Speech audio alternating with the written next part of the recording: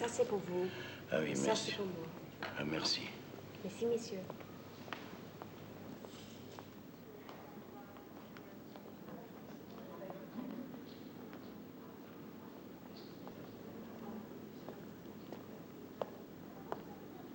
So, the man in Moscow has agreed to send back the letter. For $1 million. For that kind of money, we're entitled to know his name. And then, what further need would you have of me? When you get back to Paris? 1 week, 10 days. I see. Well, you have 1 week to recover the letter. 7 days, Paul Yakov. There's your million.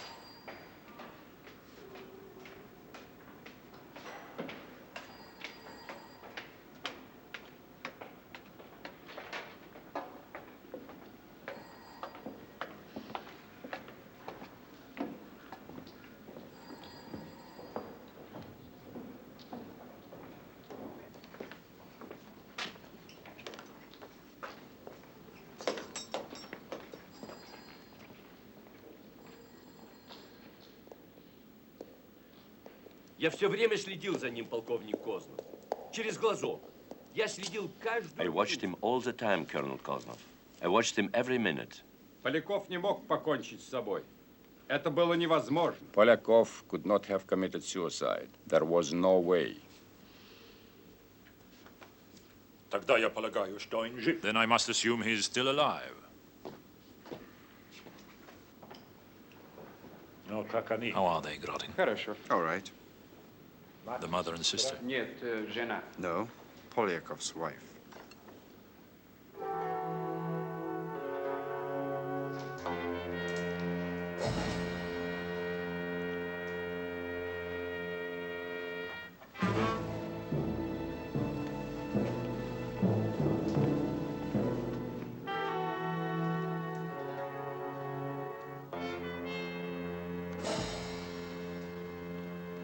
Ликвидируй. Kill them. Открой.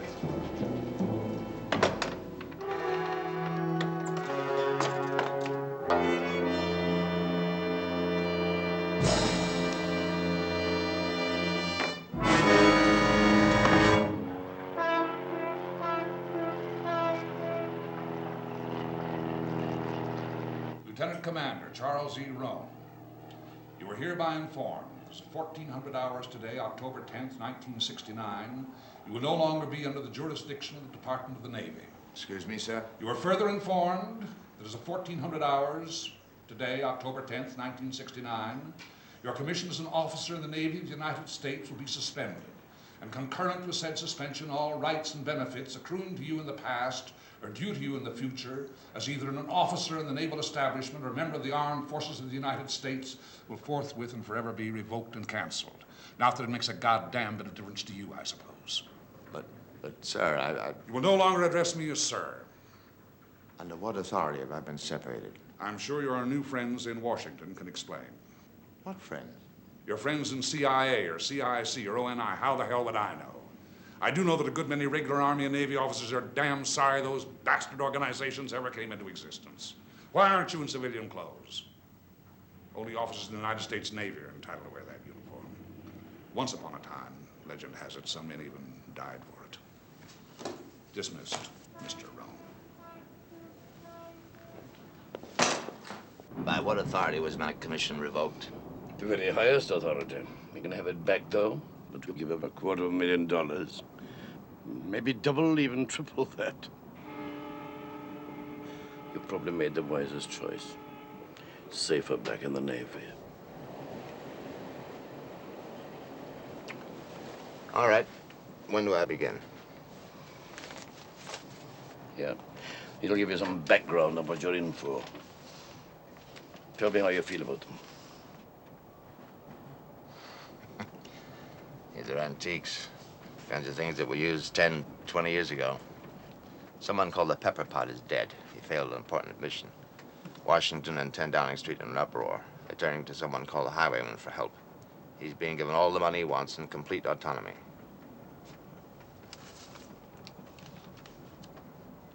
And someone connected to the Highwayman has died from natural causes. They're sending in a new talent, a virgin. That's me. And you probably Sweet Alice. Well. 100%. What agency are we with? Oh, no government agency. The job's being farmed out. Subcontracted to the Highwayman. How Sturdivant would have crowed. Robert Sturdivant? That's right. Do you know him? I knew him. He was a brutal, sadistic, conscienceless assassin. He was also individual spy sans pareil. Why would Sturdivant be crowing? See them eating humble pie. Who's them? You see, before World War II, intelligence operations were conducted by independent agents. They knew one another, they played ball together, they traded information, they even split fees. But you see, after the war, bureaucracy took over. Where before there had been a dozen agents in the field, there were now thousands of them, gathering information and feeding it into computers. Certain restrictions were placed upon the old-timers. Sturdivant couldn't or wouldn't change his ways, and finally, every major agency turned its back on him. The group disbanded, and Sturdivant dropped out of sight. Then, in 1954, he was reported dead in Istanbul. How'd he die? He committed suicide. Supposedly, the Highwayman handed him the gun and watched him blow his brains out. Oh, yes, you've got some fine playmates. You'll be delivering this to the Highwayman in the morning.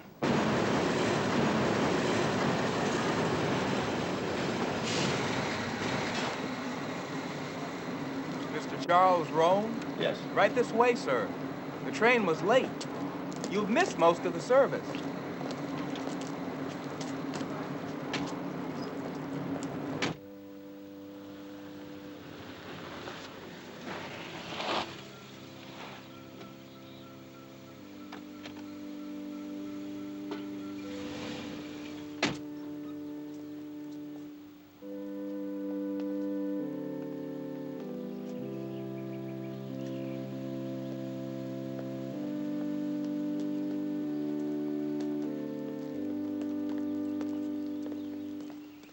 Nephew Charlie?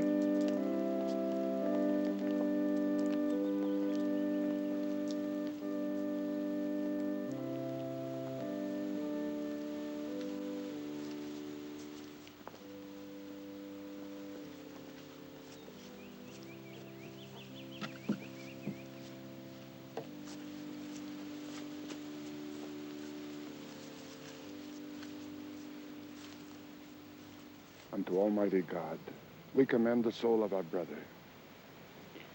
Raymond Hatfield departed. Earth to earth. Ashes to ashes, dust to dust. Who was Raymond Hatfield? Your predecessor, Scooter, had a real good memory. Want some coffee? Now, I don't hold much with what folks call total recall, but I guess you and him come pretty close to having it. See, you're his backup man, his replacement. Sort of like football. Everybody on the first string got to have a substitute. Well, he up and died. Heart. So off the bench you come. Get the idea? I think so. Sorry to call you out so sudden-like, but old Scooter didn't give us much warning. Nephew Charlie. Now, you wouldn't take it unkindly if every now and again I was to offer you some little odds and ends of advice, would you? No, not at all. Well, my face is bothering you. It had a skin graft. Sure, a long time ago. One of those post-war retread jobs. It is not a thing of beauty. But if you are going to look at me, look at me. Don't check and recheck me the way you've been doing. Your file says you're as smart as they come. But smart don't matter a damn unless you're quick, too. You got to be both, see?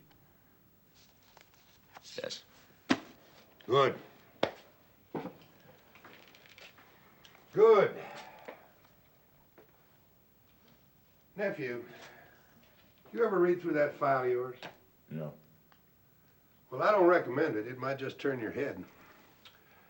How many languages is it you speak without an accent? 7? 8. Hooey. Only fault they can find with you is in the psychiatrist's report. They speculate about a death wish originating from your boyhood when you saw your mama and papa and brothers killed in a plane crash. What do you say to that, nephew? I'd say it's a lot of rubbish. I got a different idea about why you dove off that cliff in Acapulco and why you stuck your neck out so far in Korea. Nephew, they say that heroes can't imagine their own death, and that's why they're heroes. You go one better. You imagine you're immune to violence. Not only that, but you've taken the trouble to collect the proof. Now, which theory do you go with? Neither one. Neither one? Well, now, what do you think? I think I'm a superior combination of intellect and physique, athlete and scholar. When a risk is to be run, I formulate the ideal procedure and calculate the chances involved with exquisite precision. If the percentages are sufficiently in my favor, I put myself into motion, having absolute confidence in the performance of my reflexes. Nephew, the truth is you are full of yourself. How much you got there? $480,000. Right. 30,000. Keep it. You've been with the highwayman a long time. Long enough. You must have known Sturdivant. I know him. You didn't like him. He was a con man and a coward. He put out more bourgeois than Goebbels did in World War II, and he built his own legend. But the fact is, Highwayman did most of the work. He was the real brain. When did I get to see the highwayman? You have seen him. Let's go see him again. Was everything in the suitcase? Yes, sir. Well, nephew, I hope you're not adverse to traveling. No, not at all. By the by, how are you on tortillas and frijoles and all that kind of crap? So I'm going to Mexico. Yes, sir. You're going to Mexico to pick up Lord Ashley's whore. You're going to rustle up the Warlock in San Francisco and then make tracks to Chicago for the Erector set. Tell them the Tillinger Foundation is planning an expedition. I'm sure about the others, but the whore might not want to come. He says that he's done his last job. Well, in that case, nephew, you give him $25,000 in advance to soften him up. Now, if that don't work, this will. 2 or 3 drops of that'll freeze him for about 24 hours. Another drop or so will give you, an additional 10 hours. Use more than 6 drops, call the undertaker. Now, I don't think he'll turn us down, but if he does, we want the body flown back to the States. Alive or dead, it don't matter which. Think you can manage? Yes. You'll be in New York in 4 days. Nephew, you got 96 little hours. You better step over here with me. Sit down. Switch on that electronic brain of yours and listen, because I'm only going to give you the names and numbers of all the players one time. The whore's in a coastal village between Acapulco and Zihuatanejo. It's called Papanoa.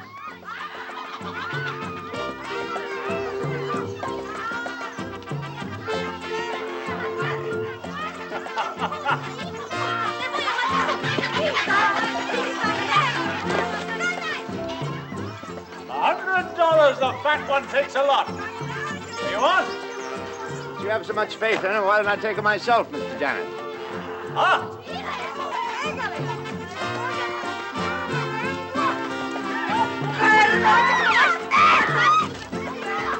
Basura! Eleuteria! Listen! Las gordita in the crutch! In the cojones! Yeah? Caprisa!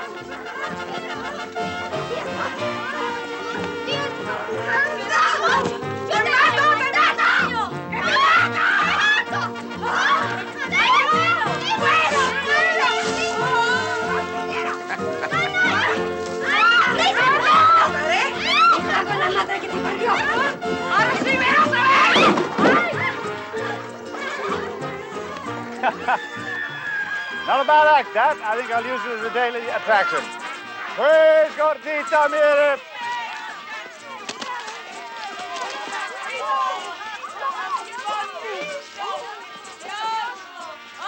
Take your pick. The fat one's fantastic.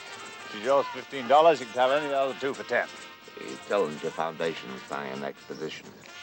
A bully for the Tillinger Foundation. The business at hand is more important. $30 says you can have more. The highwayman expects you. Plus, la spécialité de la maison, magic mushrooms. Now, let's make it a sporting proposition. I'll toss you double or nothing. $60, or you have the whole batch for free. I have a plane waiting. Why should I do anything for the highwayman? If it was Sturdivant, I'd go like a shot.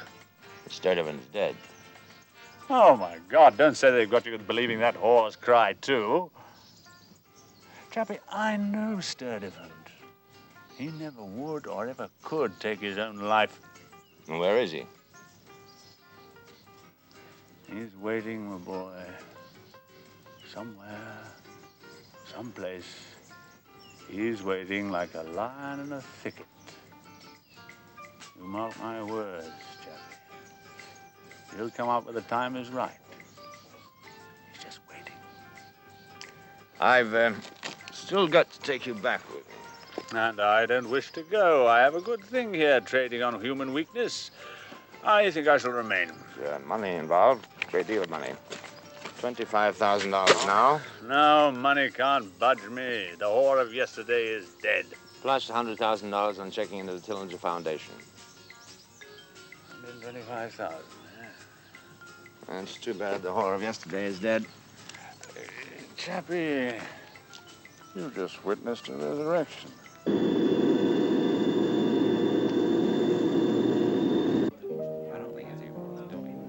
Well, no, waiter.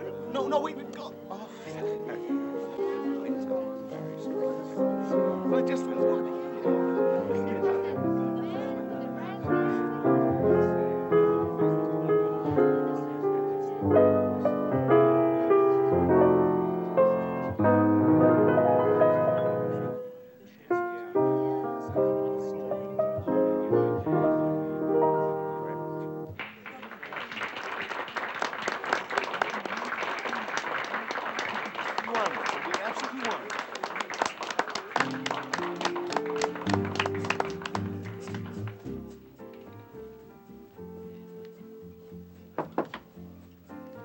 Greetings.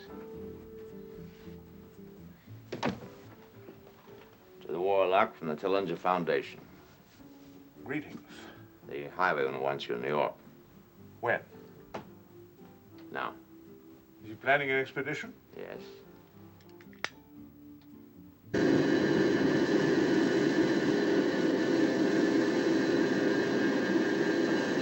My hands are gone. I'm as worthless as an oyster for what you need. I've waited long enough for a job like this. I'm staking my future with a girl. PA's ready to take my place. My orders are to bring the erector sets. You know anything about safes? Hmm? Good, well, there's an experimental one we've been practicing on.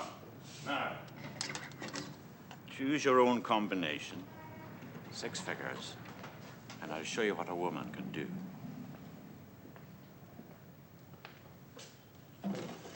Just to make it a sporting proposition, let's set this time bomb for 4 or 5 minutes.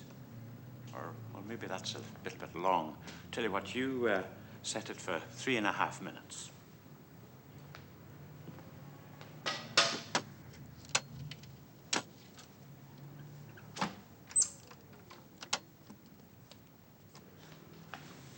Go on, go on. Ready? She'll work it with only one hand. What's your pleasure, right or left? Either one. Do it with your feet, B.A. Let's get down the other end of the room. We won't get hurt at that distance.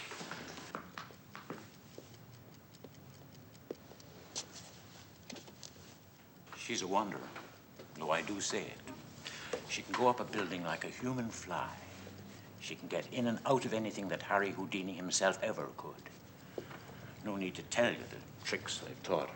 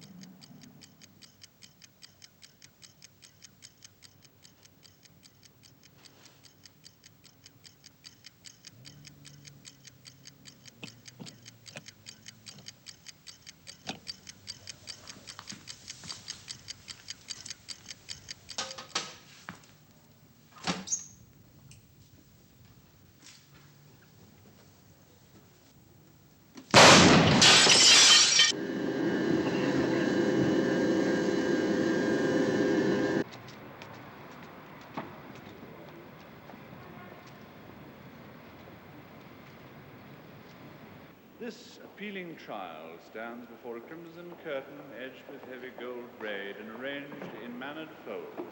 Welcome. The costume of the trial in the portrait A surprise. is not like that of the children. The founding fathers are not partial to surprises.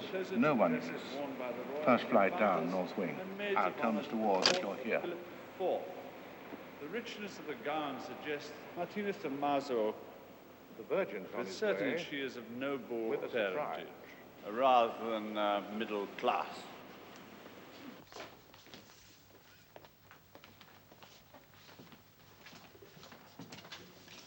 A girl? You brought back a girl. It's his daughter. He has arthritis. He can't use his hands. Your orders were for the erector set himself. But she's the best I've seen. She can do anything. You've seen? And how much have you seen in your long, very career? I warned you, didn't I, that none of these modern-day schoolboys was capable? Capable of what? All I've seen around here so far looks like a rummage sale of artifacts. With one exception. This girl. Get him out of here. Get him out! Across the hall. Wait for me there.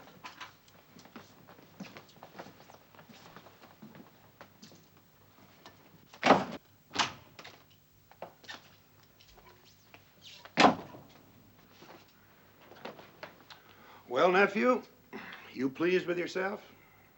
No, but he didn't have to lay into me. You took worse than that in the Navy. Have you seen what she can do? Sure, we've seen her. Excellent. That's not the point, nephew. You more or less forced that girl on us. She knows who we are and where we are. And we're beginning to wonder just how disinterested you are. Don't fool yourself. If I have no interest in the girl, whatever. Oh, I didn't say you had in the girl. But I am beginning to wonder how much interest you have in us or against us. You better watch it. They'll be coding you out as Hawkshaw. Stand up, nephew. Stand up. Now, there comes a day in the life of every smart-ass little boy when he must get his comeuppance. I don't have any of that high-priced training and all those fancy Oriental styles that you made such good grades in, but I'm going to take you, and I may kill you in the process. So, you just take this and use it the best way you know how. My God, how corny can you get?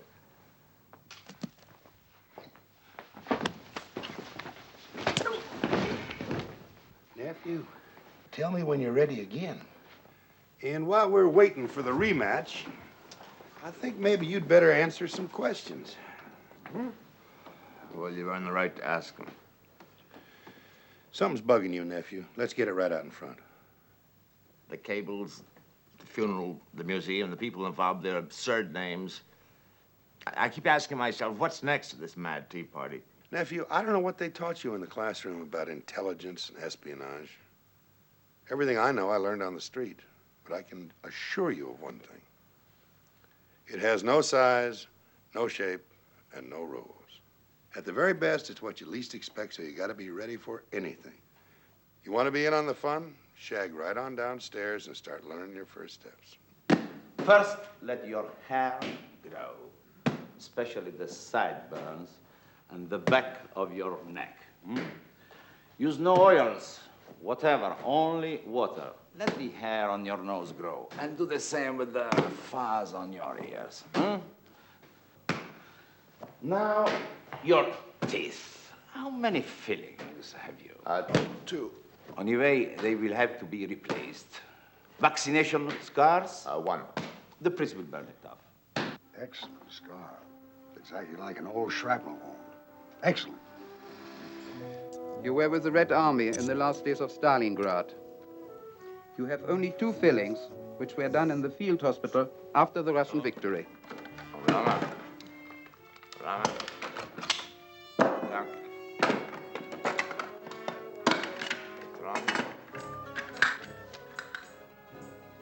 Look frightened, for God's sakes, for your work permit.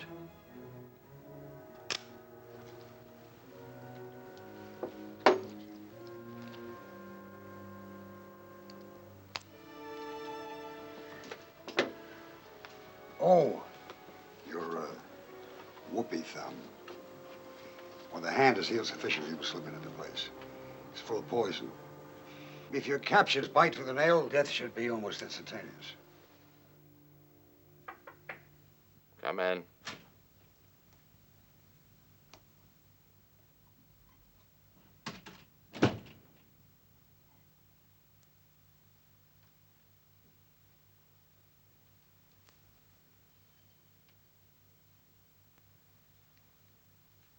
Could I have a cigarette? I don't have any. Yeah, sure.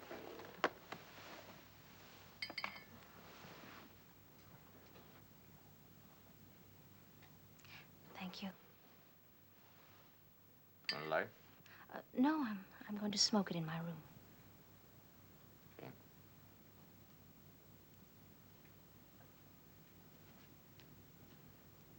Something the matter?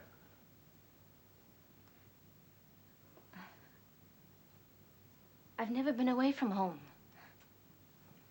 I've never been away from home. I've never known a man. I told my father I had, but I haven't. My father says that going to bed is an integral part of the job, and one must be good at it. So I thought that,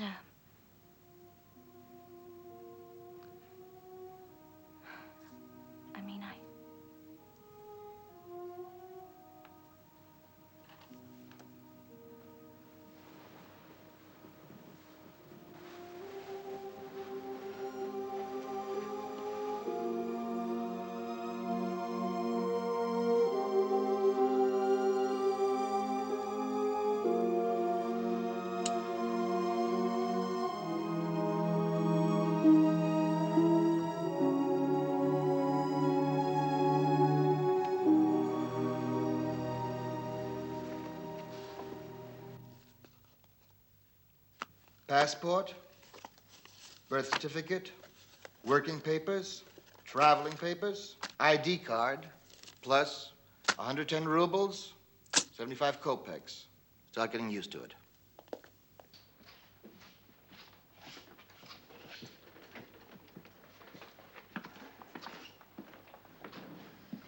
Well, well. What are you calling him? Georgi Davidashvili from Tiflis. Nephew Yorgi, the time has come to find out just how well you have learned your lesson. Tell us about Polyakov. Name, Polyakov Dmitry Ilyich. Born Moscow, February 19th, 1905. Father, Ilya, mother, Gula. Occupation of father, picture frame maker. There was a picture. Describe him. Strong, clever face with a large aquiline nose, thick lashes over heavy-lidded eyes, straight, bushy eyebrows, full, sharply defined lips, a wide, heavy lower jaw. And the report. During World War II, he fought with the Dutch resistance, acting as a liaison with the French Marquis. Toward the end of the war, he joined up with Robert Sturtevant, remained with that group until it was disbanded. Then he became an independent agent. In 1955, he opened a small gallery in Paris. He traveled between Paris and Moscow as an art dealer. Most of his friends were homosexuals. Take two specific times, 1956 and 1969. Moscow, 1956, he met up with an old friend from university days named Chu Chang. Chang was connected with the Red Chinese Embassy. He and Polyakov cooked up some narcotics business. Polyakov liked money. He wasn't particular how he made it. The plan failed. Chang got caught, and Polyakov escaped. 69. In 1969, he showed up in Washington with material to sell about Russian-Hungarian relations. From then on, the information began to flow. During a 6-month period, he was paid more than $400,000. He never revealed the source of his information except to say that he was a high Soviet official. At the end of those 6 months, he married a young German prostitute, Erika Beck. People who knew her described her as being dissolute, highly neurotic, and apparently very much in love with Polyakov. How many times did you read that? Once. Bravo. Bravo, nephew. Sit down. Sit right down there, and I'm going to tell you the rest of the story. In August 1969, Polyakov appeared once more in Washington. He had a request from his Soviet source. What he asked for was tangible proof that a deal with the West was a realistic political possibility. What he really wanted, in writing, was a guarantee that the United States would assist the Soviet Union in destroying China's atomic bomb project at Lop Nor in Xinjiang. The top executive in one of the most powerful intelligence agencies in the United States government took it upon himself to write what amounted to a declaration of war against China. Polyakov was in Moscow with it the next morning. 4 days later, he reported from Paris. The letter had been delivered. That same day, 10 Downing Street and the White House both heard about it, and it really hit the fan. They began to raise all kinds of hell. The responsible agency was ordered to get that document back at any cost, so they contacted Polyakov. Polyakov agreed to talk to his man, and 10 days later reported back that the document could be returned for $1 million. Polyakov was given the $1 million out of agency funds, and he and his wife took off for Moscow. 3 days later, the 3rd Department arrested Polyakov, his wife, his mother, and his sister. And 24 hours after that, the Soviet press announced the capture and death of the traitor Polyakov. Kosnov was praised for his work. Colonel Yakov Nikolaevich Kosnov, chief of the Soviet 3rd Department, and during World War II, a remarkably effective espionage administrator. Kosnov is a merciless killer. That's his aide, Lieutenant Vasily Vasilyevich Grodin. He was educated during the post-war technological boom. He's of the new Russia. Grodin's father-in-law, and the Kremlin's watchdog over the 3rd Department, Alexei Ivanovich Brezhnovich. Товарищ Брежневич, позвольте мне поздравить вас с чудесным... Permit me to congratulate you on the excellent speech you made. Thank you. I bought the papers. Your picture is on all the front pages. I'm afraid the speech was only an excuse to come to New York and acquire this painting. And how's it going in your division, Comrade Potkin? Very well, thank you. How are you coming with Series 5? Comrade Kosnov seems pleased. It was was asking the impossible to track down all U.S. agents and to find out their assignments. I understand you've done a remarkable job. Thank you, comrade. What are the likeliest candidates? Candidates? Yes, for replacing Polyakov. I don't understand. Don't pretend with me, Comrade Potkin. You must know what's behind all this. Why, yes, complete knowledge of enemy agents and their locations makes all counter-espionage work much more easy. Kosnov is only interested in making counter-espionage easier. For this, his department has spent $2 million in 2 months. I would suppose so. I am not informed of all his plans. I only do what is asked of me. Surely you know why Series 5 is so important. I told you why. What's important is to find that letter. What letter? Comrade, this is 1969. Stalin and Beria have been dead a long time. Old friends don't fight with each other. Oh, but I'm not. 2 months ago, Polyakov went to Moscow to deliver this letter. It was a written agreement intended for some high Soviet official. Now, this letter... No, I don't want to know about the letter. Please.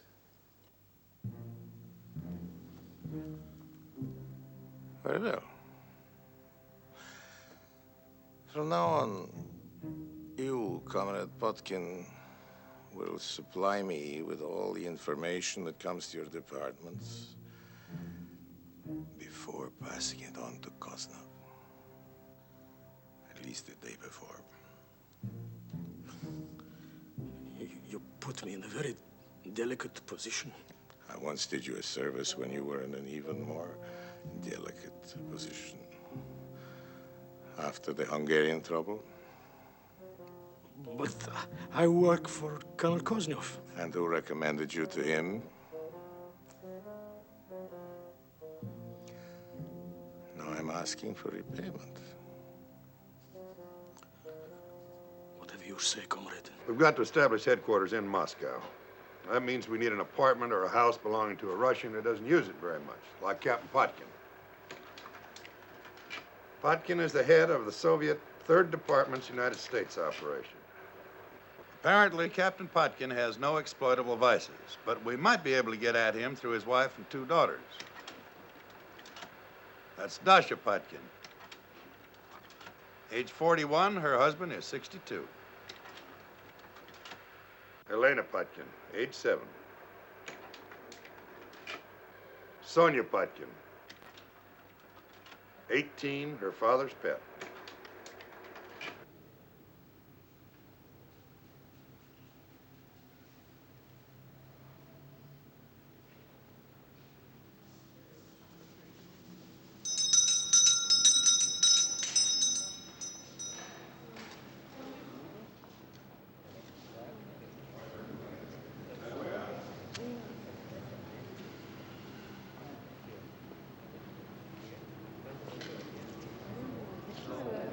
She lunches every day in the cafeteria, invariably alone.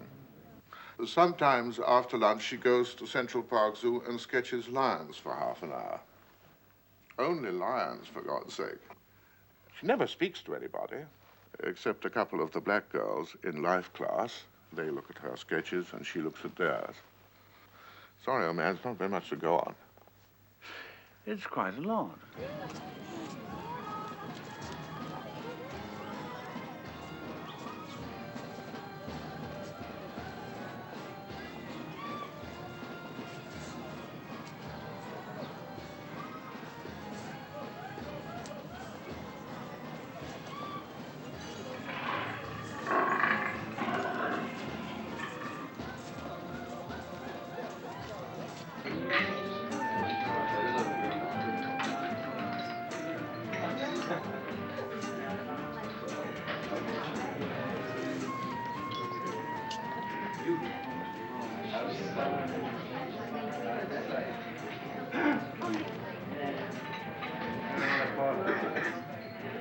It's set for Thursday at 4.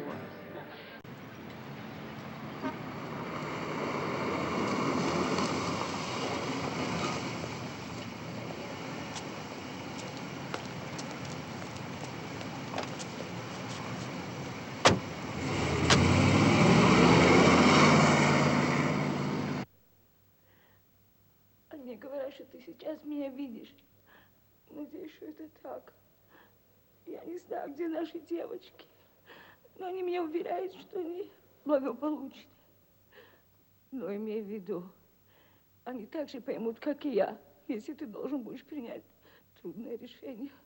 Папа, папа, приходи за мной. Папа, я боюсь. Папочка, я боюсь. Я боюсь. Comrade, we want that apartment. We want it so bad, we'll turn your wife and daughters inside out to get it.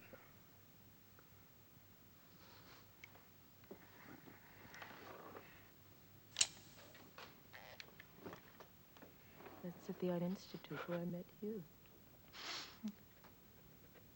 Your very beautiful long hair. Соня. Соня, молчи, Соня, молчи. Ты не знаешь, что они делают с тобой. Thank you. But I've got to get home. Kiss me goodbye, then. Comrade, she can still be saved. No, please. If only you agree. I'm not going to hurt you. If you don't agree, we will turn her into the most perverted human being our minds can conceive. And when we finish with her, we'll start on your other daughter and your wife. Oh, no. Уберите ее. Take her away from there. I'm not doing anything bad. Give us the apartment. No. Even if I give the apartment to you, it will be no good. Kosnov will know. He'll find out. No, he won't. It will never work. It will work smooth as silk. You're trying to get a line on U.S. agents? Any file you don't have, we'll give you. We want Kosnov to have them. No. Что моя семья? What about my family? They stay in this country with our people. No harm will come to them. Take the apartment, but leave my wife and daughters alone. Who will I of us? Please. Please. And to think this was one of Beria's executioners. Get him out of here. There are only 2 bedrooms in Potkin's apartment, which should make it very convenient for our younger associates. We all know you've been shacking up together. Now, look, I think we've left no stone unturned.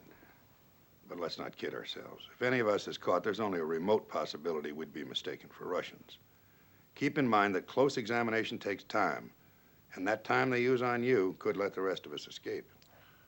Don't be too quick to die. We should decide now what to do with the money in case anybody's lost. Send it to the families, divide it among the survivors. I'm for the usual way. Usual way is survivors take all. Let's see a show of hands.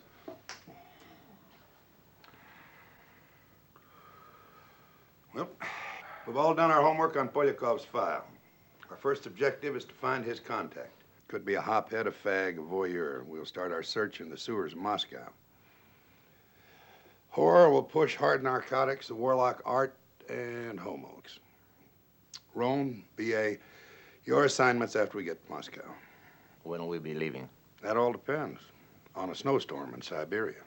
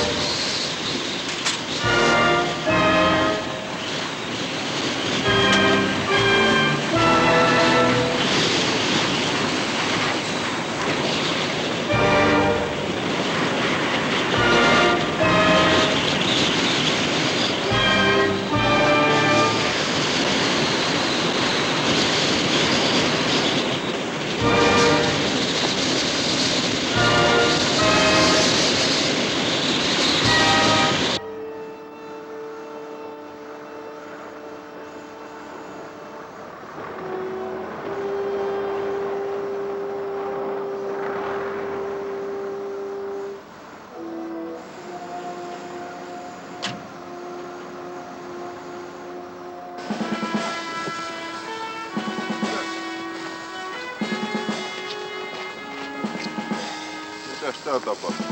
Ehkä te viette sitä? Alkaa viekö sitä ei jää?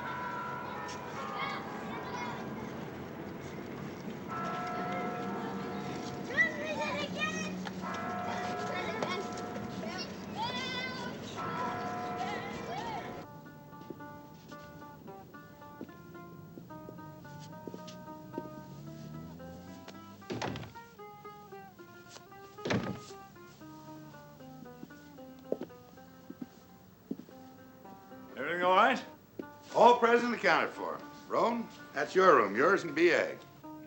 Janice, me and you, in there. And I'm supposed to sleep on this couch. Rone. How was your trip? Uneventful. How was yours? Same.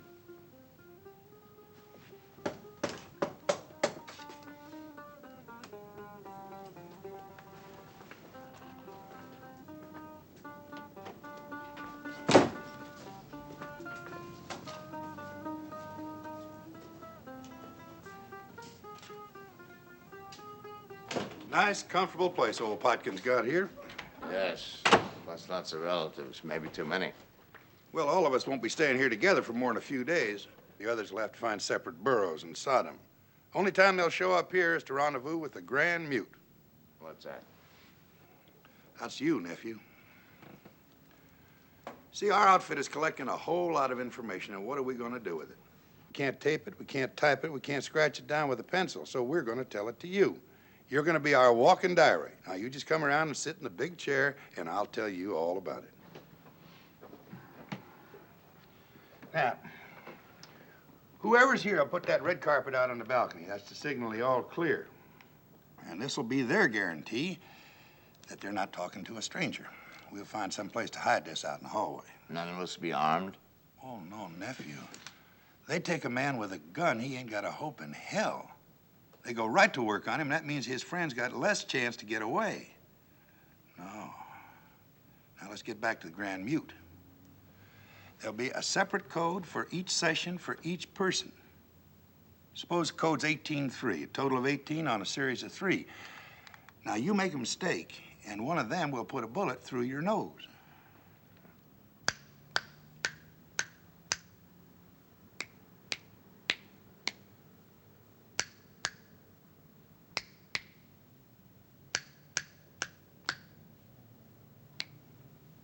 Smooth as silk. It's maniacal. No, it's not, nephew. Now, it'll work. The odds are right. 3 out of our 5 people will have no idea who's receiving that message. Now, put that damn thing on and let's start rehearsing again. Now, wait a minute. Did we lose a man coming in? You said 3 out of 5. That's right. We lost a highwayman. All according to plan, nephew. He had terminal cancer. Sacrificed 2 or 3 weeks of suffering for the success of our operation.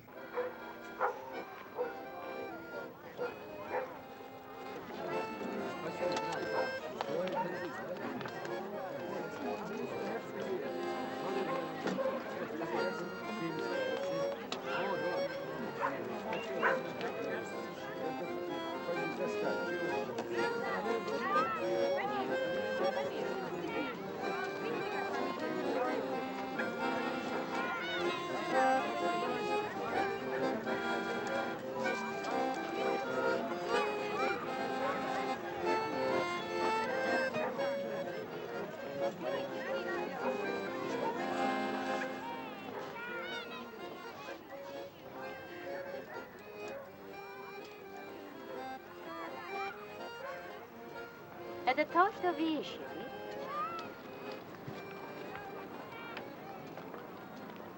Я не из Москвы.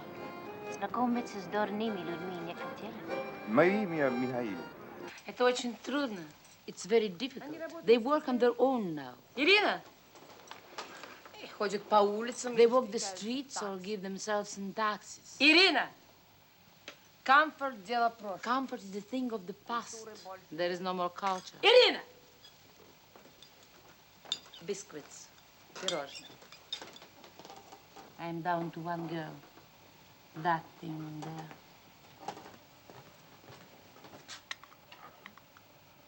Thank you. If I were a man, I would pay to keep something like that out of my bed. The thing is, the girls have to work in factories 10 hours a day. When they get out and lie beside a man, they're as romantic as sardines in a tin. Tenderness is dead. There is no more culture. You say restrictions have been lifted in Prague. Not really, but there's always a way. Can you get me, say, 5 beautiful young girls? We could be partners. I still don't know if We solved just the same problems quite easily in Prague. We made addicts of the girls. that is a sin. A practical sin. It costs less money and makes them dependent on you, and it works. Now, where can we get drugs here? It is very difficult to come by. I want no part of it. Where can I get drugs here?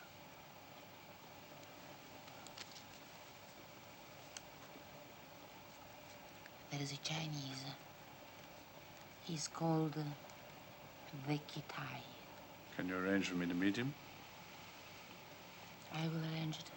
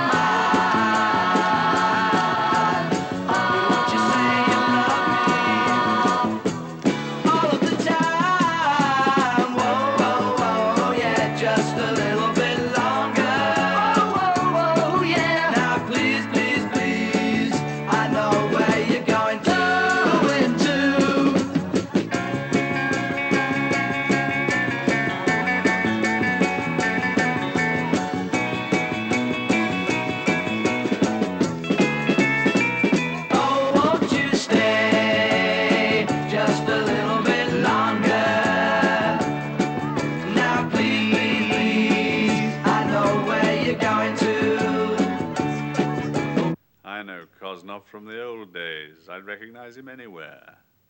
2 in the morning, he comes in himself after this beautiful blonde.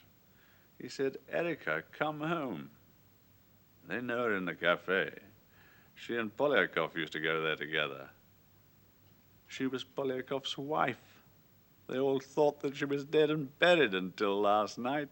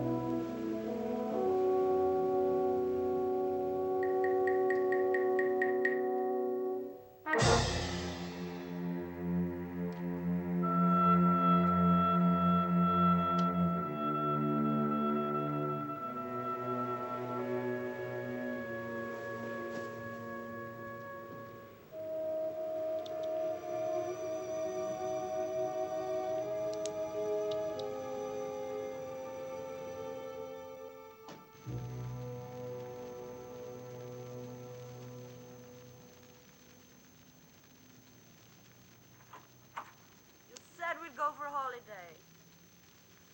You said we'd leave at once. Now you say we can't go. Can't be helped.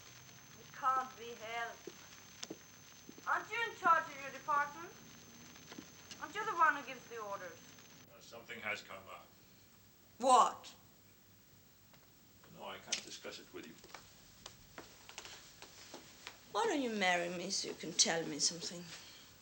Like Polyakov did. Why don't you marry me so you can tell me something? I'm sure Polyakov didn't discuss his work with you. Are you? That's what you told me. Well, I lied. Then or now? Then? He told me things because he trusted me. What did he tell you then? Things. If you take me dancing, maybe I'll tell you. Erika. This is what I was famous for in the Berlin houses.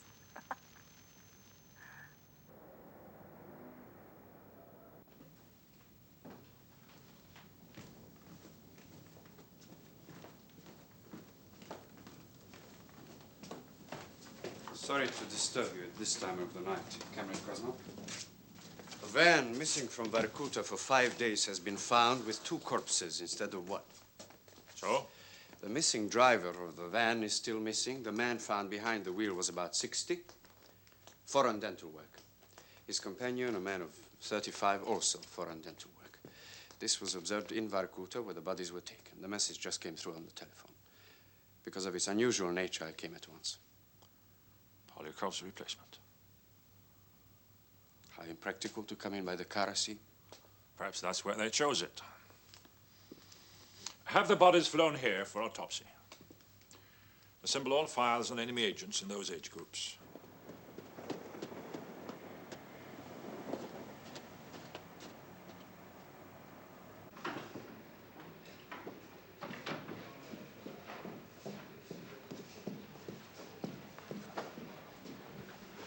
My doctor says I'm in your bridge, she's the job. Ваш доктор.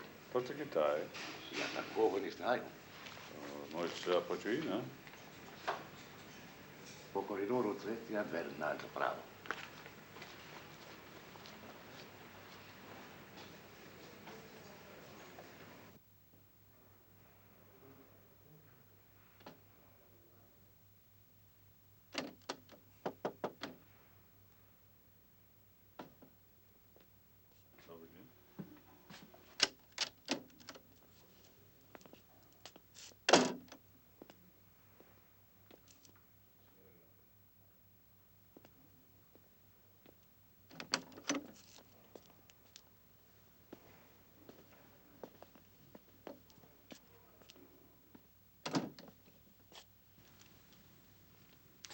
Laviti.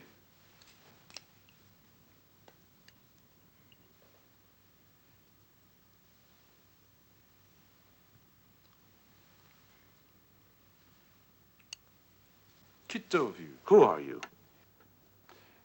Yes, Prague. I'm from Prague. Sophie and I are in business together. Why did you come to me? To make a deal. What kind of deal? I can get this in unlimited quantities. Not interested. Why not? There's a lot of money in it. Moscow is just not the place for a big operation. Has it ever been tried before? Oh, yes. Many years ago, by a man named Chang. But he was caught by the 3rd Department. Who are Chang's customers? What I want from you is a list of their names and nothing else. I'll take all the risks and go 50-50 with you on the profits. What have you got to lose? Even if I cheat you, which I won't. Those names are no good to you. Think about it. If you want to talk it over, you know where to find me. Madam Sophie. Опознать молодого. Identification of the young man was simple. Отпечатки тежи, что и в архиве. We obtained fingerprints from the body. They correspond to this file. Karl Evans Rone, USN. Taxi, как и зубы, американские. So does the dental work.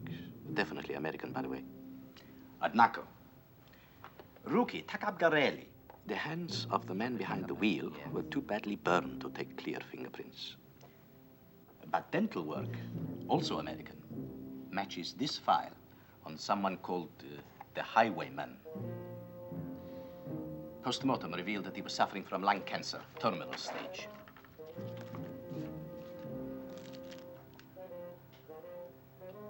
Highwayman. Is this file up to date? Yes, the latest from Potkin. Thank you, Couple Doctor. And forward your official report, together with these files, to me personally.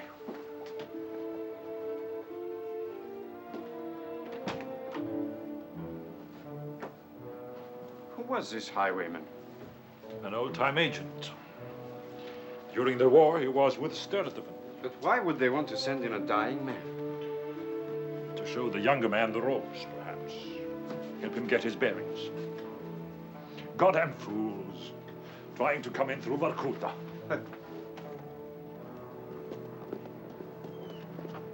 It will take some time before the West finds out what happened.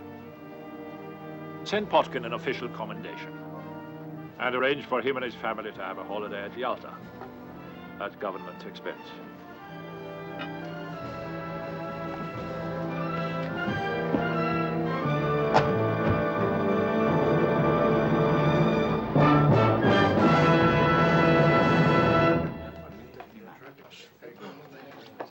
I heard something fascinating today about Kosnov, the chief of the third department. They said he got married. You never guess who to. Who? The widow of the traitor Dmitry Polyakov. You knew him very well, didn't you, Rudolph? He was a mere acquaintance. I met him at one of your lectures, Professor, a few years ago. I saw him a few times, that's all. But you were questioned when he was caught. Oh, it's very unfair of you, Ilya. You know perfectly well all our cultural ministry were questioned. And lots of others, not only myself. Ilya, you must not tease Rudolph so. It is cruel. Naughty. You're right. Apologize. I'm sorry, Rudolph. Besides, I doubt it could be the same man. Dmitry Polyakov certainly was not married when I knew him.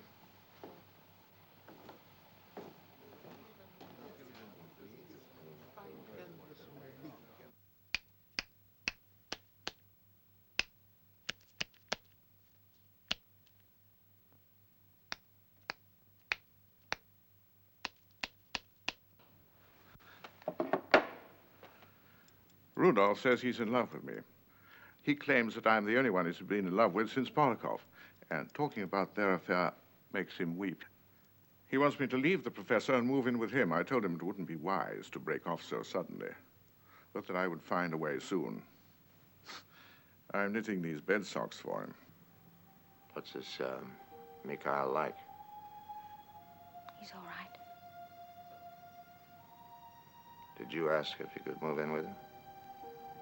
No, I got him to ask me. He has a mother, you say.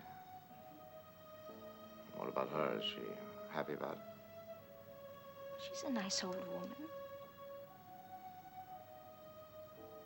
Where do they live? 23 Alicia Street behind the Central Market. 2 dark little rooms in a tenement. He's a small-time thief. He'll never be anything else. He hasn't the talent. He's incurably lazy, but he's rather charming. Have you been to bed with him? No, not yet. But after you move in with him? Yes, I suppose so.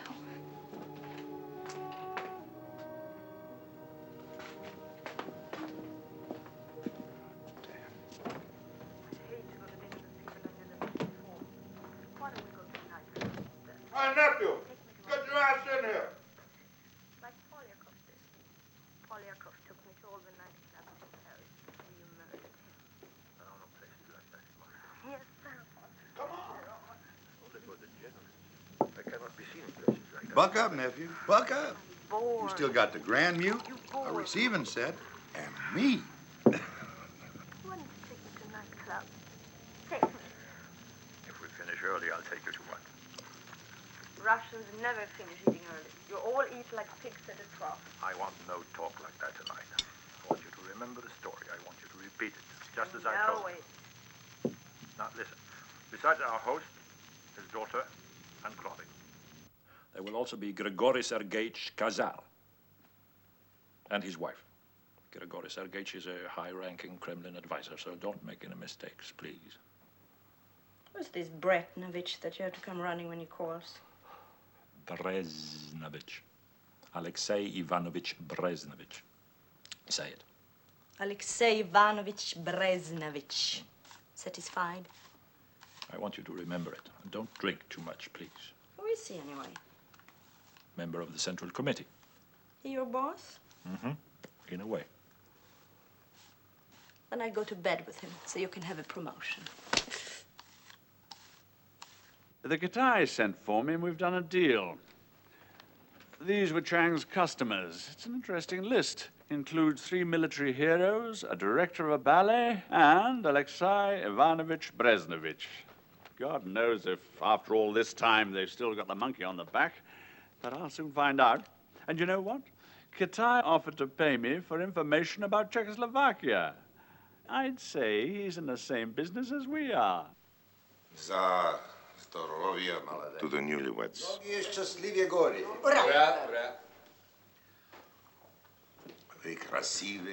You are as pretty as they say. You were Colonel Kosnov's agent in Paris. Yes. It's dangerous work for a woman. If you believe in a cause, danger is not frightening.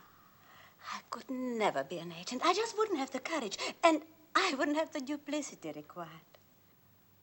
They say that you married an enemy agent and brought him back to Russia to be captured. I married the man Polakov on orders from Colonel Kosnov. My mission was to stay with him and learn of his activities. But why would he come here if it wasn't because of you? I'm afraid that's classified information.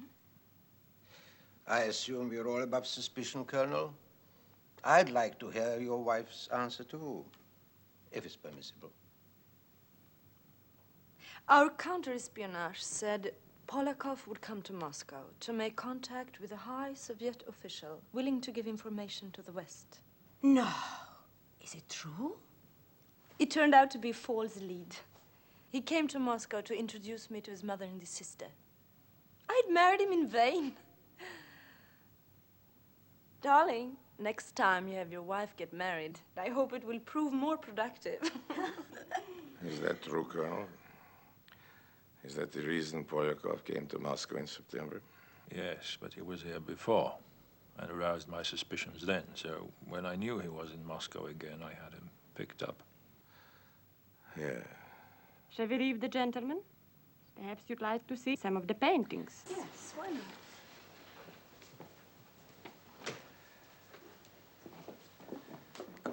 Kosnov, if this man, Polyakov, was indeed in contact with some defector of high rank, we want that traitor found as much as anyone. But he will be found. We are still more concerned about internal security. This incident near Vorkuta, the 2 men in the van, it is your opinion that they were enemy agents sent in to contact the traitor? Yes, most likely they were. After the police laboratory had finished with them, just as a routine double check, Comrade Kazar and I had the 2 corpses taken to another group of doctors, Colonel. Your report, the official report, claims that the 2 men died in the crash. But according to our doctors, this was only true of the agent called the Highwayman. Charles Rone was dead before the fire began. Dead and frozen, Colonel. That is possible. Now, this highwayman used to work for the notorious Sturdivant. And as you know, Sturdivant had a pattern. He began every operation with a diversionary move. And you think that is what happened here? Well, if our doctors are right, Colonel, a dead man was carried into this country. The second man was to have left the corpse as a decoy to divert your attention to a specific area. And then escape. But we did observe there was a difference of degree in the burning of the bodies. But the highwayman was pinned behind the wheel. Rone was thrown to the floor. Flames from the explosion melted the snow. The water collected around him in a pool. His body had to be chopped out of a solid block of ice. It is quite conceivable that under these conditions he would appear to have died a little earlier, if there was a slight variation of time, it is of very little importance. Indeed. Shall we join the ladies? As to Sturtevant's so-called pattern, I can tell you this. He never sacrificed a single man on a diversionary move. Perhaps you know more about it than I do.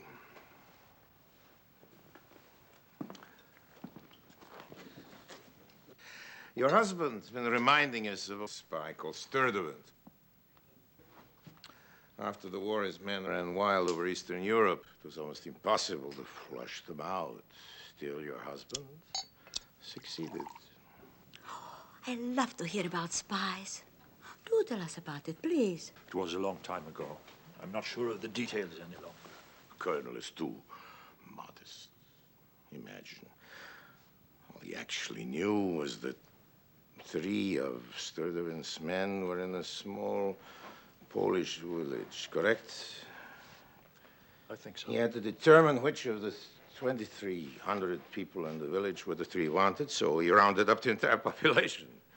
Began to interrogate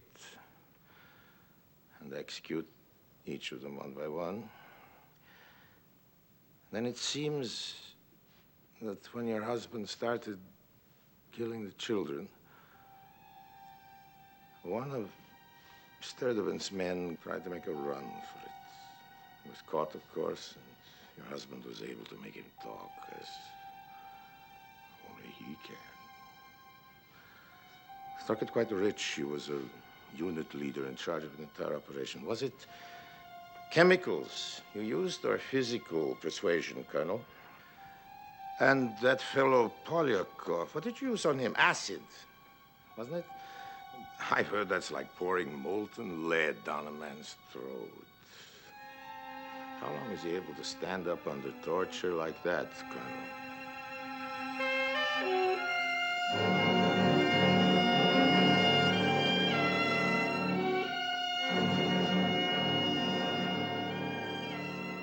Don't worry, Colonel. She'll be all right. After all, a wife has a right to know exactly what her husband contributes to society.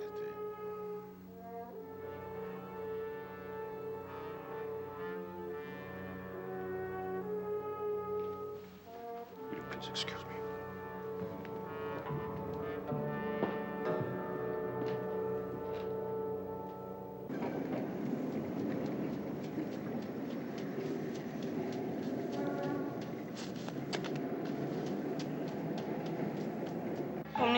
You remember me? Помню. I remember. You get me something to smoke. Понимаете? You know what I mean. Понимаю. Yes, I do. Мне плохо. I'm in great pain. Сейчас, 1 минуту.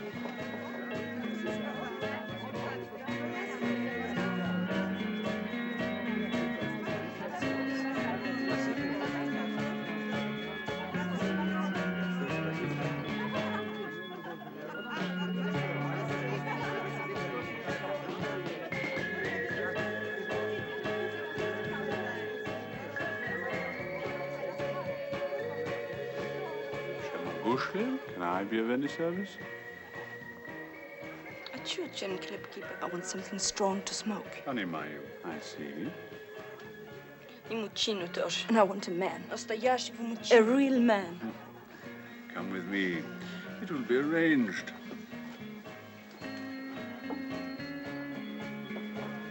You haven't seen me. I swear, you haven't seen me.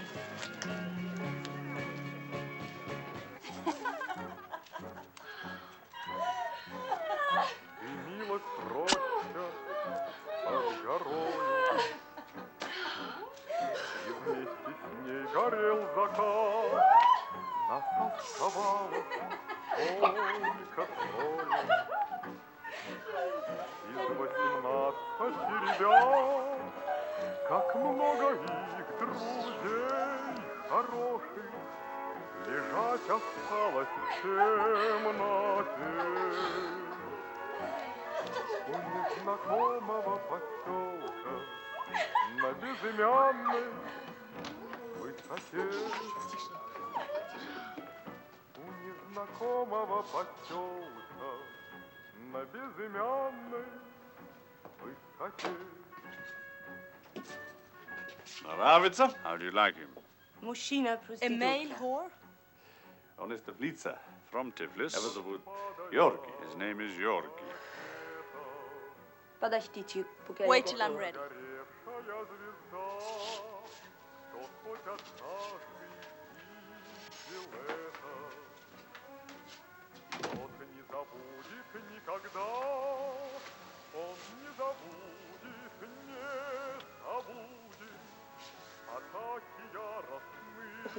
Get out. Уходите!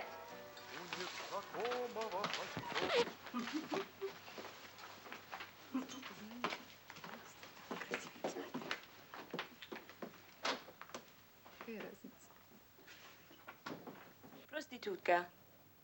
Vad är sur? Come here.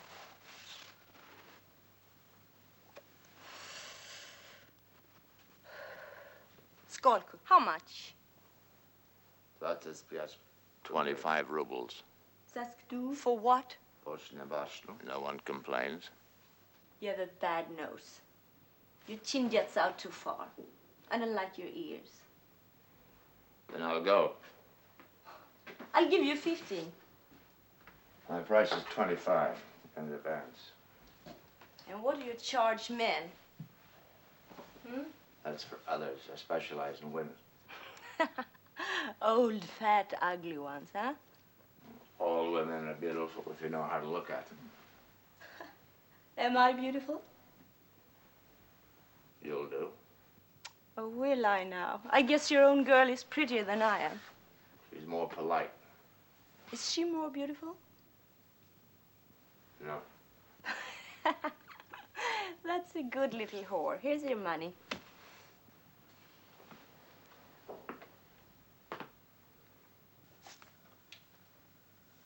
Kiss my foot.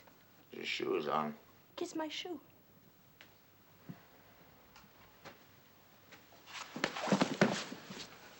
Now it's your turn to hurt me. We will reenact that old game. Woman and man. Victim and tormentor. Only we'll play it honest. Help to destroy me, and I'll love you for it. Hit me! Hard.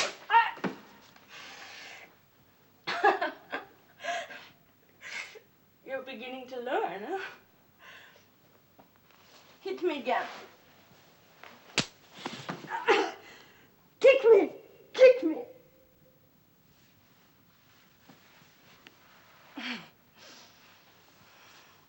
You're the whore, the slave.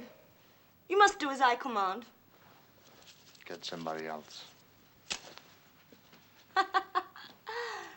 My little priest doesn't like the game of life.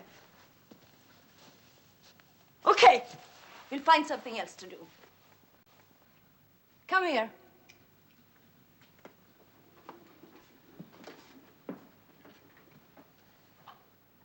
Take your jacket off. Your tie.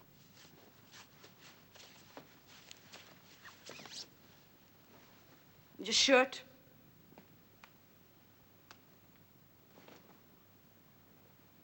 Now don't move. No matter what I do, don't move.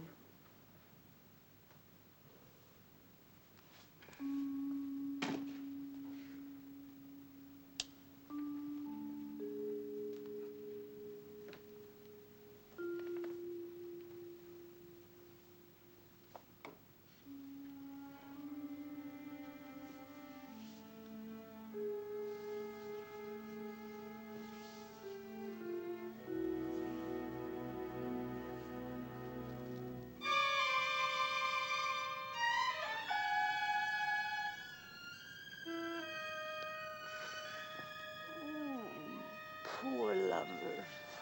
Look what I've done to you. Poor little whore and husband.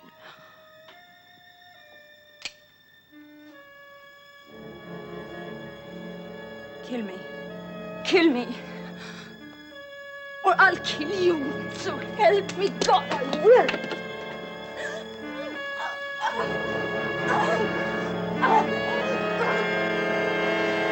Hooey, what a break. Kosnov's bride, nephew, I want you to go to town. Give her the works. I don't want that woman to have one thing to complain about. Now, how's about you and me celebrating? Champagne and oysters.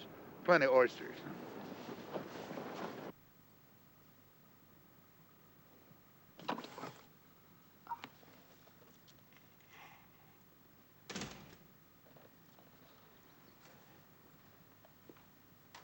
Erika.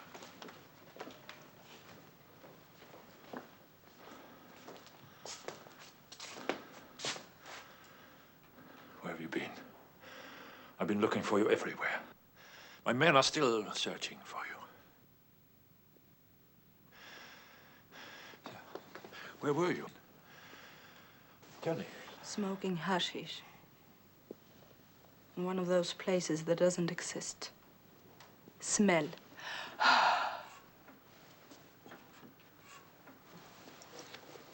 You've been missing for over 5 hours. Took me that long to forget what Bresnovich said about you. Did you expect me to just sit there and listen? They hate me, all of them. That silly Madame Cassar and that stuck-up Mrs. Grodin. They hate you, too. Bresnovich hates you. Yes, he does. He has always hated me. Many years ago, he tried to replace me with a Western agent, the man called Sturdivant. Comrade Bresnovich offered him my job. My job! What do I care? You should. You wanted me to tell you things. Well, I am.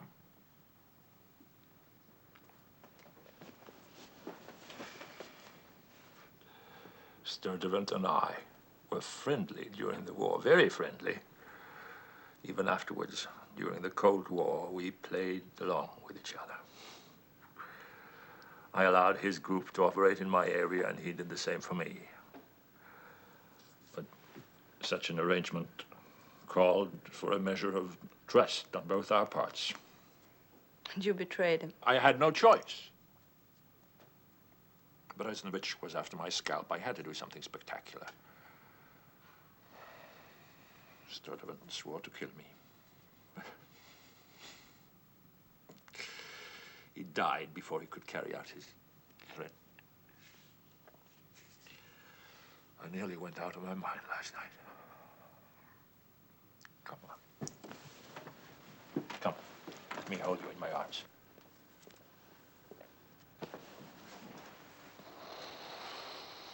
You're a naughty, naughty girl. To worry me so. What am I to do with you? Buy you some cigarettes, I suppose. You can smoke them here at home, so I can watch over you.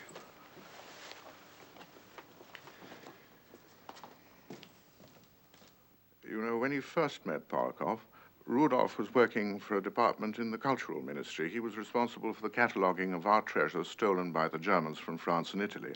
They hit it off instantly, took an apartment together, and spent what Rudolph calls the happiest months of his life. Then Rudolph introduced Polakov to his boss, Alexei Bresnovich. And after that, everything was different. Polakov suddenly became cold, then disappeared. Didn't see him again for 3 years. About 4 months ago, he came home one night, and there was Polakov waiting for him. He told Rudolph that he was in serious trouble, and he said his affair with Bresnovich was over, and that the split-up had caused bad blood. He confessed to being afraid of Bresnovich. What a spot for Bresnovich to be in. He could take his pick of the masterpieces, destroy the files, and unload the paintings through his boyfriend in Paris. Now, I'll tell you what I'm going to do. I'm going to scoot right on over to Paris and check on just what Polyakov sold. If they're important works, they're traceable. There might be a rumble in the art world. I'm leaving now. You move into Madame Sophie's. And don't you come back here except for the Grand Mute sessions. Remember, nephew, there is nobody guarding your rear. So watch it. How are you getting out? Escape route. But as time is of the essence, I'll come back by plane with a different identity, probably French. I'll be back in 4 days. Friday on the 3 o'clock plane. Mikhail? Nigel and I are doing very well in the black market with stolen electrical equipment. He says I bring him good luck. Now that he knows how good I am, he wants to do bigger jobs, so he's out casing luxury flats this morning. But don't worry, I won't do anything foolish. He's easy to manage.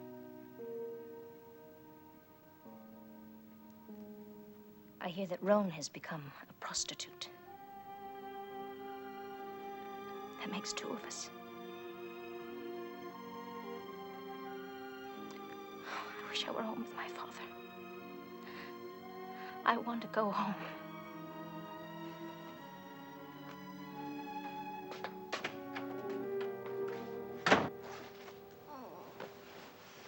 I'm crazy about you. I can't get enough of you. Do you feel the same way? Do you really like me? Yes, How much? How much do you like me? I like you more than I like anybody else. Enough to go away with me? Where to? To the West? Well, that's easier said than done. I'm sure you know somebody who can help us. It's difficult because of who your husband is. People are afraid of him. Cost a lot. I've 1,200 rubles.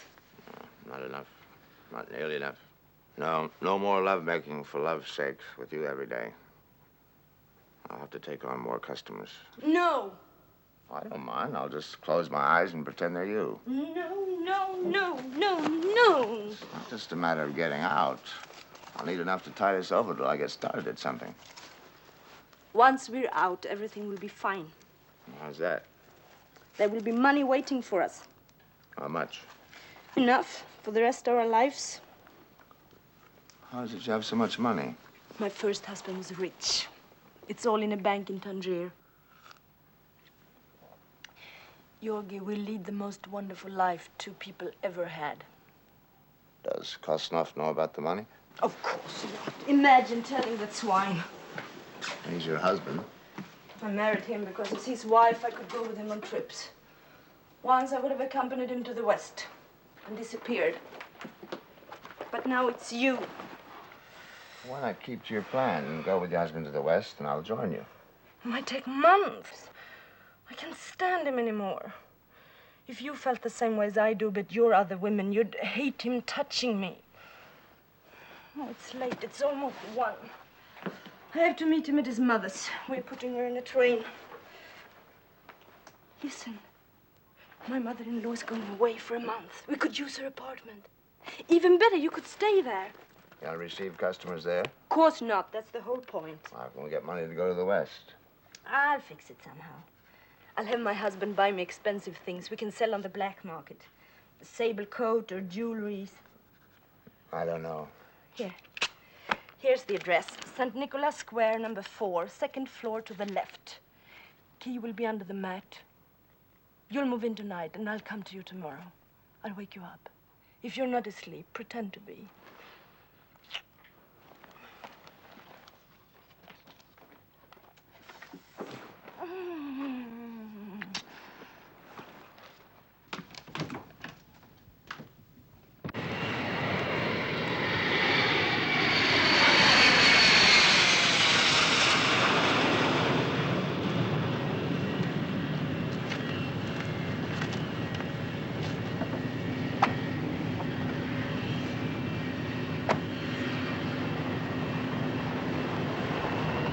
I'm at your mercy, comrade. You helped me in Hungary. Help me again. Please. Please. Get them all. Make them talk. Make them tell where Dasha, Sonia, and Elena are. If even one of them escapes, my family is lost.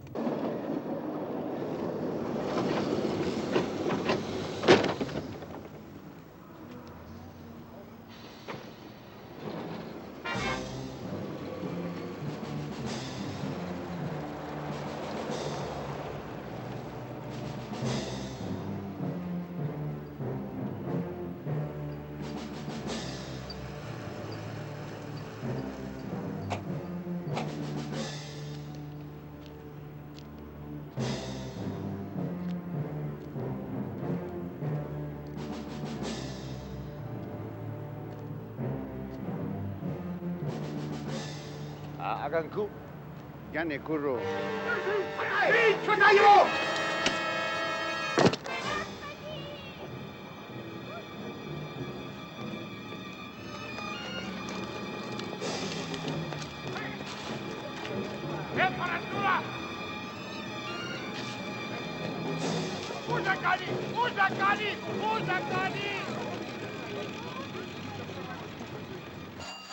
Иди туда садись.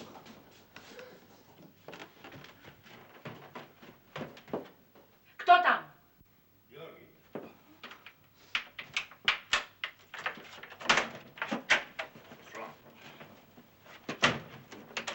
They took the man from Prague half an hour ago. Who took him? The secret police. I thought at first it was a raid, but they didn't bother me or the girls. They were after the man from Prague. They grabbed him, put handcuffs on him, and marched him out. Do you know what it's all about? Do you have a gun, Madame Sophie? No. The man from Prague had one, but they found it among his things. Mikhail and the girl do not keep regular hours. They may be away all day and all night. Well, try to find them. Try every place you can think about. And tell the girl to forget about seeing the mutiny. Not to go.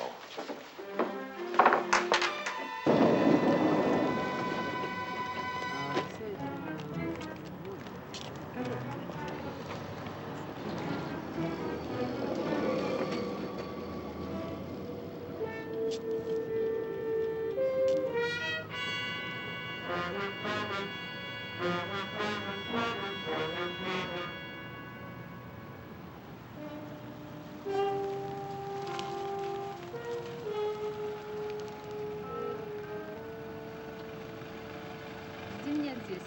Я сейчас вернусь.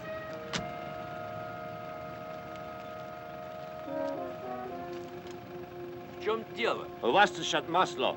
Масло? Я ничего не вижу. Вам покажу.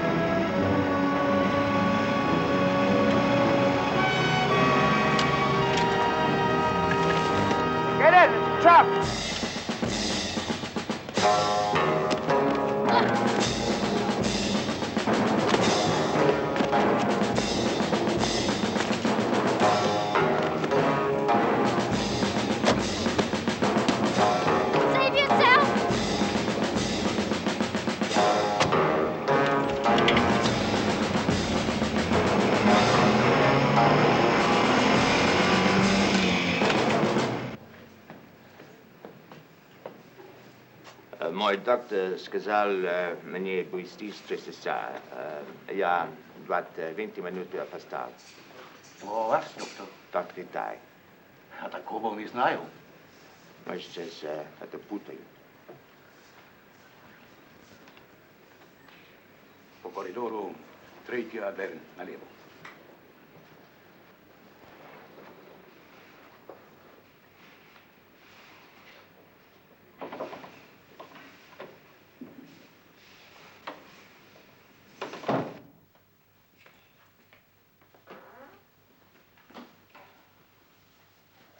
So, you are a friend of the man from Prague. What do you want from me? There was a document on the market last September. There were two interested parties, the Chinese and a member of the Central Committee. A man named Polyakov had it. It was for sale to the highest bidder. You made all the arrangements for its purchase and delivery. I don't know what you're talking about. I think you do. Find out if it can be repurchased. I'll be back tomorrow. Astrano Rosanna!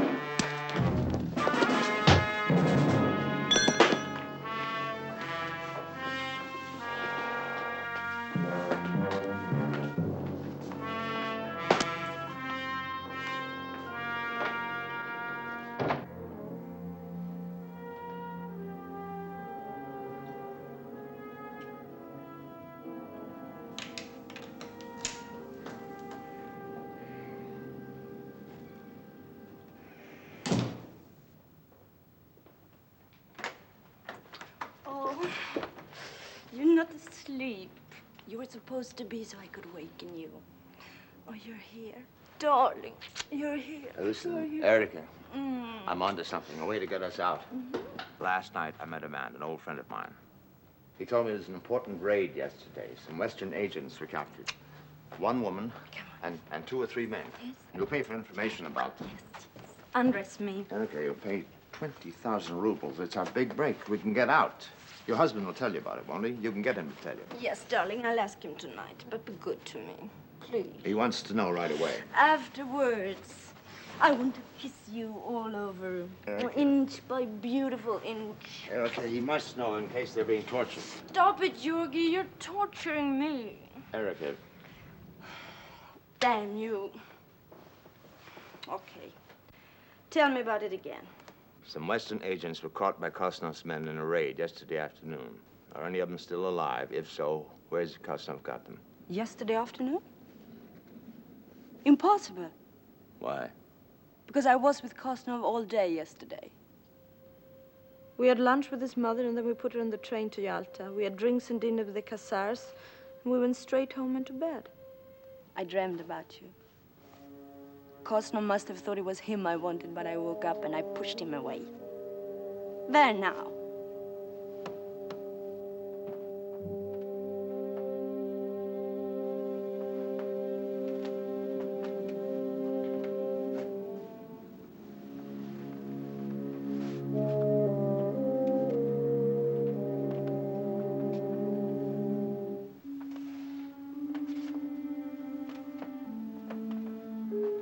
You're one of them, aren't you?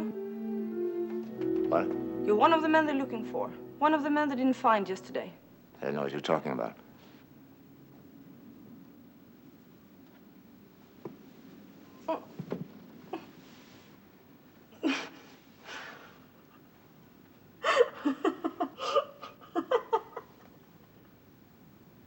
I should have guessed.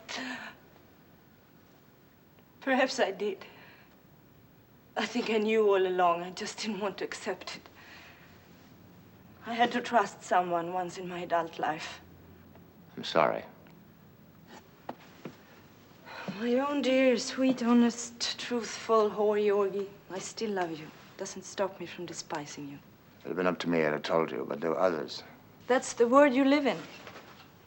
Truth can have no meaning at all, otherwise you're suddenly dead. You'll have a splendid future, Georgie. Still have a few things to learn, though. Should have made love to me just now, for instance. Slips like that can be fatal. I'll get you out of here. I'll take you to America. America? You're an American? The image is crumbling fast. Leave me some memories, at least. Do you have an escape route? Yes? Then get yourself out. Forget about me, forget about the others. Take my advice, get out of here. I can't. I'll take it all back. You're a fool. What's worse, you're a romantic fool. There was a woman, you said. Are you in love with her? I see. I do what I can to find out about her and the others. You can stay here. Don't worry, I won't betray you. I'll try Melina Khazar first, if I get any news, I'll phone. Ring 3 times and hang up. Ring back immediately and I'll answer.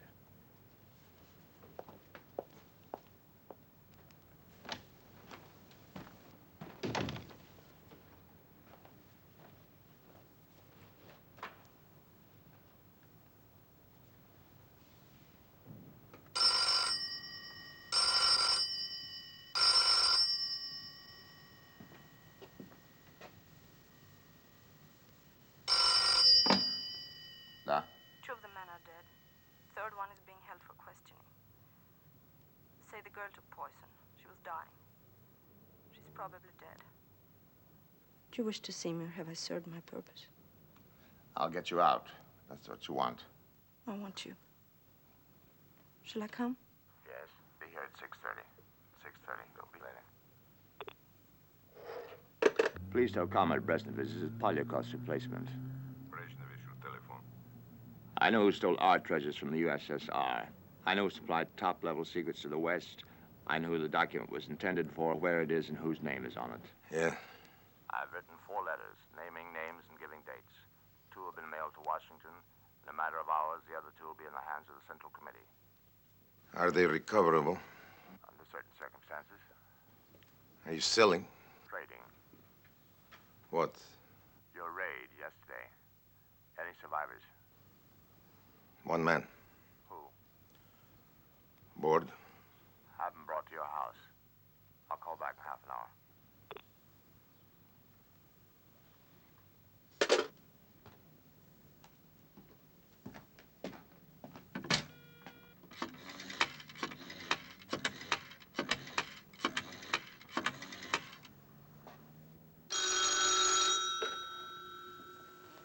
Nephew? Are you all right? Yeah. So far. Give me Besnovich. Yes. I'll recover the items mentioned earlier in exchange for passports and absolute security for my friend and myself until we leave. Very well. Have him meet me in Nikolaev Square at 5 o'clock.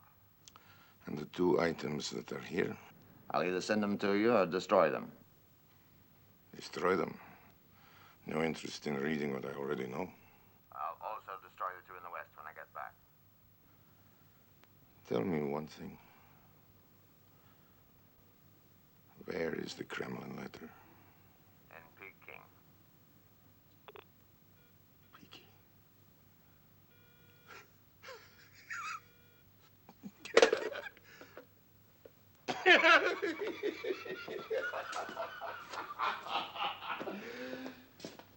Peking!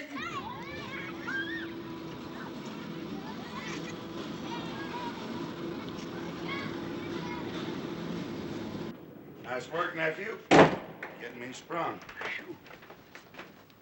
Whoo-wee, this is cozy. Whose is it? Kosnov's mother. She's away. How come you didn't get caught? The warlock saved me. I saw him jump. What time was that? 2 o'clock. Well, nephew, why didn't you come to the airport and warn me? You knew I was coming in on the 3 o'clock plane. BA was due at 3. Oh, I see. It was her or me. If I'd had a gun, I could have saved her. It was a very quiet little raid. I was a sitting duck, but not a shot was fired. I guess Besnovich didn't want the 3rd Department to know. Well, Uncle, you don't look any worse for the experience. Nephew, they were just about to start on me when your phone call came. Did I remember to say thank you? Sure. I've been putting things together. Some match and some don't. About the letter, I went to the Katai, and he tried to have me killed.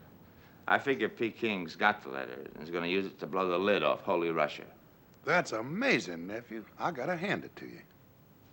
Our mission's a failure. Our people are dead, and you sit there grinning like an ape. Well, nephew, you can't win them all. You win some, you lose some. Now, the best thing we can do right now is get the hell out. Change your clothes. We are French chemists leaving tomorrow for Paris on SAS. With our tails between our legs. Nephew, there are worse things to have between your legs. Now, what happened to Kosnov's bride? She'll be here soon, 6:30. She knows what I am. Well, in that case, you better move fast. She's all right. There's no use taking any unnecessary chances. You got enough to do. Now, get those letters you wrote about Besnovich. Who'd you leave them with? Mikhail. Get them and burn them. Go to the Bolshoi, get 2 balcony seats. If I don't make it by curtain time, I'll find you at the first intermission. Get cracking, nephew.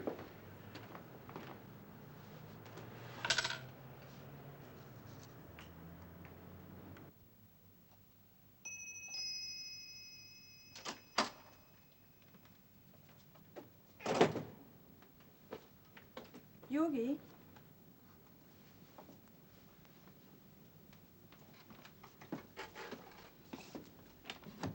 Yogi? Good evening. Who are you? I'm a friend of Yorgi's. Where is he? Well, he's awfully sorry. He couldn't wait. He had to move fast, but he left you a note in the other room.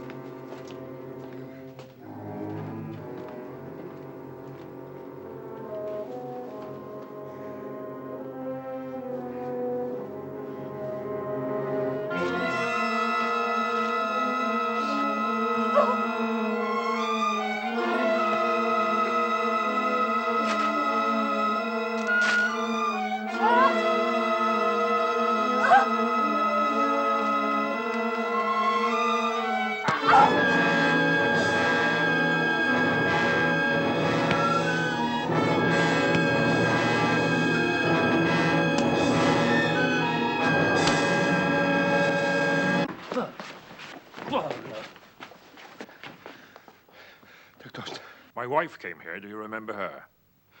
Yes, I do. Who did she come to meet here? No. No special man? Once. Only once she left with him. And his name? The man from Prague. Ask Madame Sophie about him, comrade.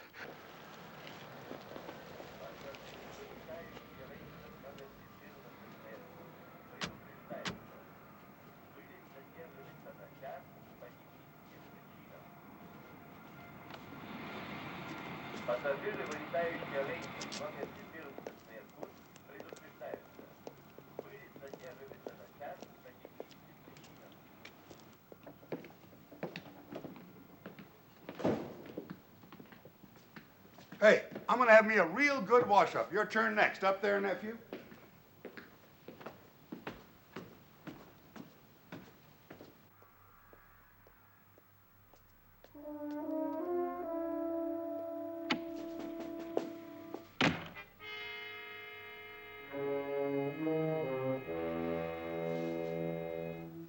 Is this Yorgi? Is this Yorgi?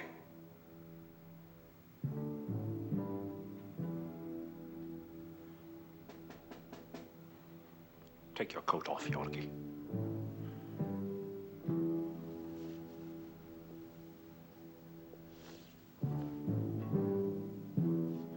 And your jacket.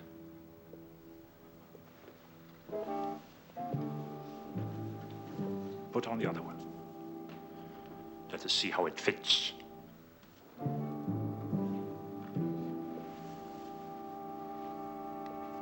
Out.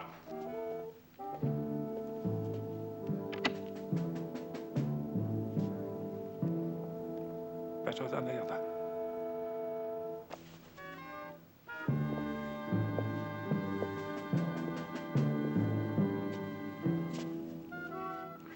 For how long had you known my wife? Had she told you it was over? Huh?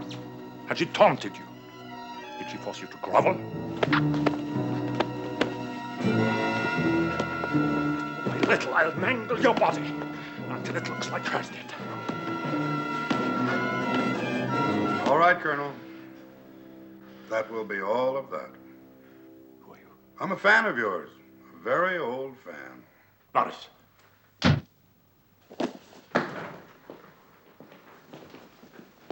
Stranger! No, Colonel. That won't do any good.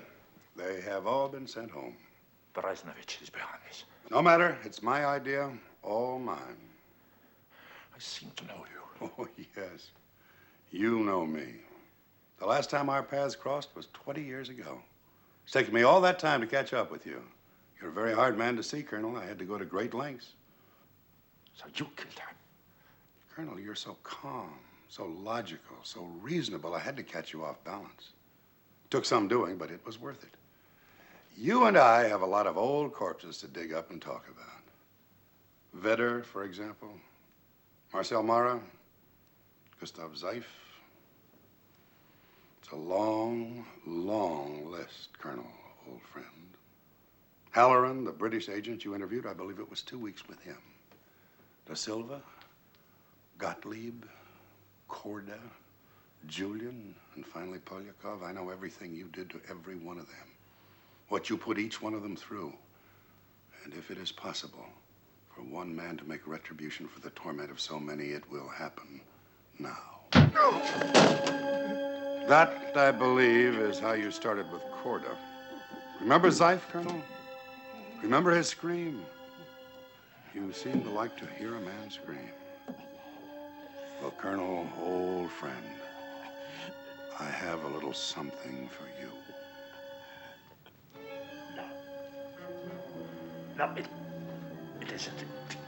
It can't be.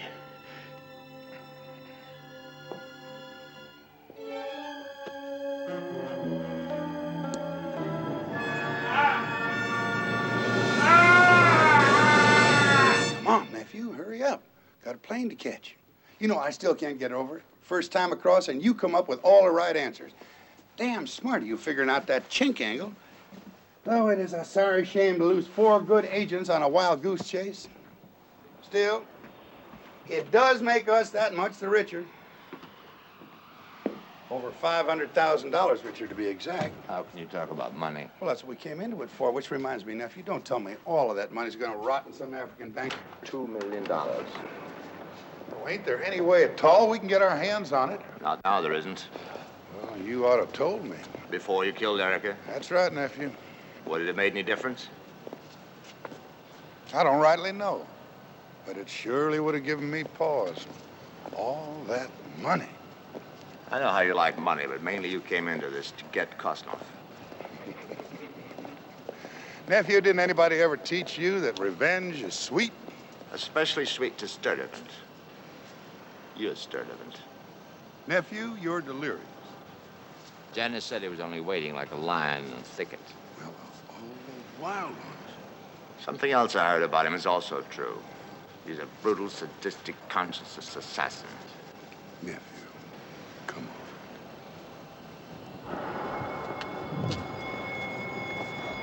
Лейтенант Щуков, доложите главную контору аэродрома. Лейтенант Щуков, доложите главную контору аэродрома. You're not going, are you? No, nephew, as a matter of fact, I'm not. I've got a few odds and ends to tidy up here. You've made a deal with Bresnovich, haven't you? You're the new head of the 3rd Department.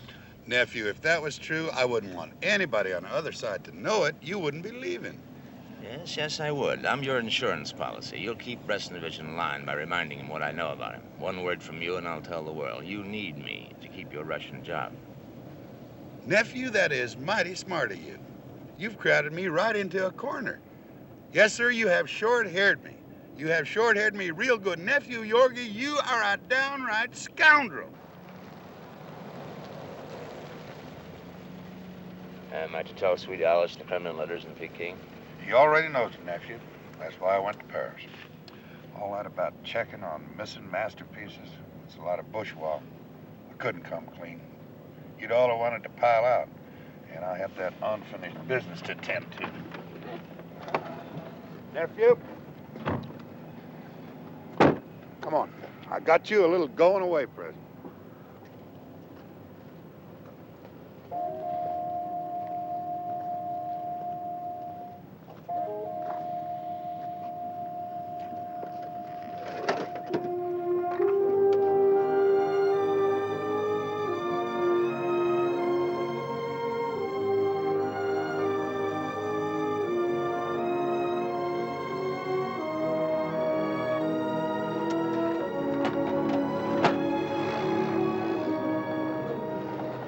We had a hell of a time saving her. About half the poison got down. She's paralyzed, can't talk, but the doctor says she's going to be all right. What are you going to do with her? Well, now, that depends on you. As long as I got that girl where I can keep an eye on her, I kind of figure you'll use a little discretion in what you tell people about me. I mean, like how valiantly I died. I mean, how valiantly Ward died. I'll get her out. Somehow I'll get her out. You know, it's a funny thing. Nephew, I'm kind of proud of you. Sort of like a father that raised his kid upright. Now, you have graduated from kindergarten with flying colors. You got one last little thing to do before you get your diploma, and then as a graduation present, I will give you the girl. You better get aboard, Charlie. Here's your homework.